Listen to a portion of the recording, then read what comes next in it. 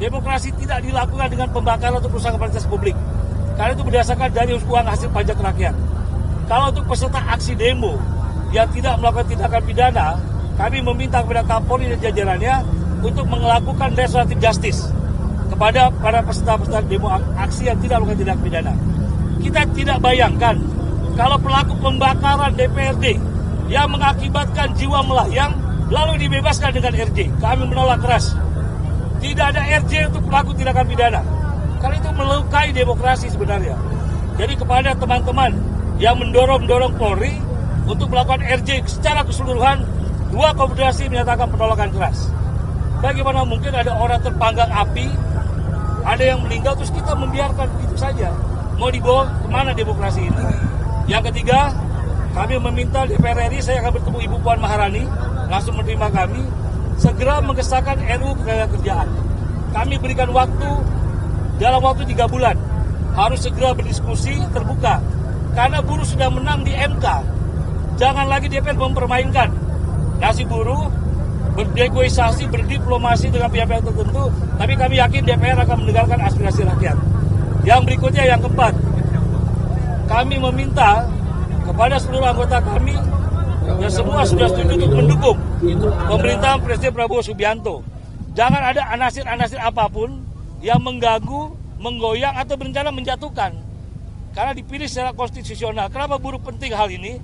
Karena kalau kenyamanan, investasi, berjalannya ekonomi terganggu, nasib buruh yang terancam. PHK sudah di mana-mana.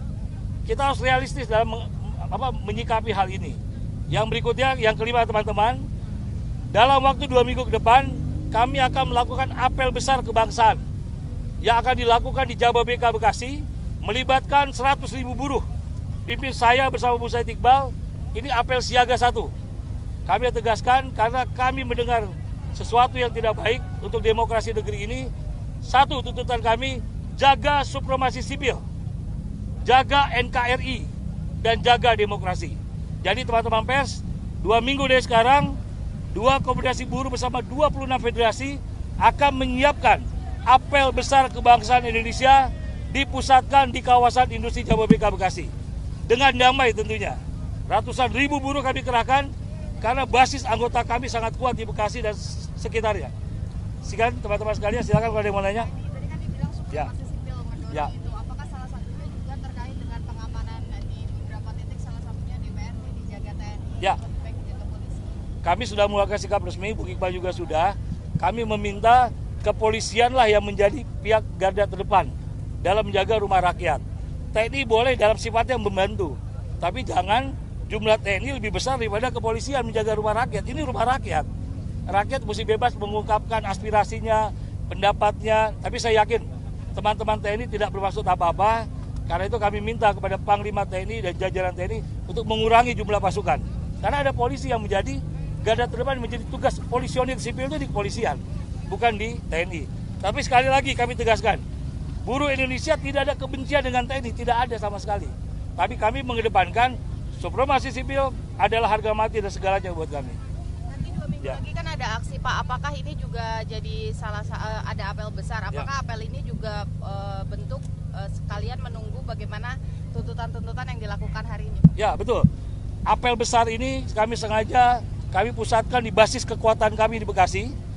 Karena kami akan kumpulkan seluruh kekuatan kami di Bekasi untuk mengingatkan kepada pihak-pihak, 1, yang ingin memecah belah bangsa. Yang kedua, Polda Jawa Barat sudah mengumumkan ada dana asing yang terbukti masuk untuk melakukan peristiwa pembakaran penjarahan. Kami minta usut tuntas. Jangan biarkan negeri ini terjadi seperti Nepal dan lain-lain. Kita lihat Filipina sudah mulai bergerak. Kita lihat negara-negara sudah mulai bergerak. Jaga Indonesia, jaga NKRI. Karena itu apel siaga kebangsaan itu tidak bermaksud untuk show of force, tidak ada. Tapi kami mengingatkan, kami sebagai elemen buruh terbesar di Indonesia, mengingatkan kita harus menjunjung tinggi supremasi sipil. Karena supremasi sipil amanah reformasi yang harus kita jaga ke depan selamanya. Ya, nanti rencananya jam berapa ketemu Bu Puan? Ya, sekarang sudah ditunggu oleh Bu Puan, diterima oleh Bu Puan dan para pimpinan DPR, dan ada dari Komisi 9 DPR RI. Pak, jumlah buruh hari ini yang ikut turun? Jumlah buruh itu ada 2, dari KSP dan KSPSI perkiraan kami sekitar 7 ribuan. 7.000 masa buruh. Ada beberapa bis yang dari daerah Bogor dan sekitarnya masih tertahan, kemungkinan bisa sampai sini jam 1 siang. Tapi kami membatasi sekali lagi kawan-kawan. Biasanya para penyusup atau aksi kerusuhan masuk di sore hari. Karena itu saya batasi aksi ini sampai 13.30, buruh akan menarik diri. Ini untuk sebagai sumbangsi kami kepada negeri ini, bahwa kami tidak ingin ada kerusuhan atau kericuhan, nggak ada. Buruh tidak pernah melakukan perusakan apapun, walaupun dalam jumlah besar. Nah sebentar lagi, kami mengajak teman-teman Polri dan TNI berdoa bersama, bersolawat bersama nanti. Membuktikan bahwa aksi ini tidak perlu takut, tidak perlu ada yang seram-seram, nggak ada. Demokrasi hal yang biasa, menyampaikan aspirasi hal yang biasa, tetapi dengan damai. Ya sekali lagi teman-teman pers, kenapa buruh begitu keras menolak RJ kepada pelaku tindak pidana? Ya nggak boleh. Masa bakar orang kita RJ kan, itu kan kasihan keluarga korban, tentu sangat tidak adil. Ada lagi teman-teman?